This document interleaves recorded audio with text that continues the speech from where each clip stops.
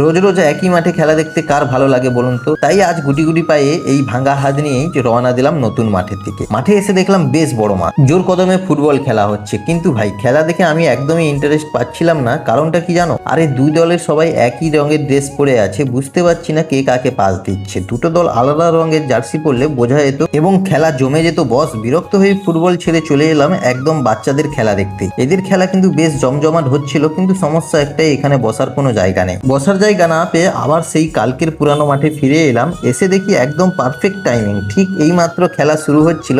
খেলা দেখে আমারও খেলতে ইচ্ছে করছিল, কিন্তু এই ভাঙা হাতের জন্য শুধু বসে বসেই দেখতে হচ্ছে। এদের বল করার নিয়ম তো কালকেই দেখিয়েছিলাম। আজ দেখলাম এরা যেমন কায়দা করে ড্রাইভ মেরে বল ধরে, আবার কেউ বল মিস করলে তাকে চরম বকাঝকি চলে। এদের খেলা দেখে মনে হচ্ছিল এরা আমাদের চেয়েও ভালো খেলে। আমার এই হাতটা কবে ঠিক হবে আর কবে আবার এদের মতো মাঠে নামবো খেলতে। যাক গে, আজকের ভিডিওটা এই পর্যন্ত। Thanks for watching.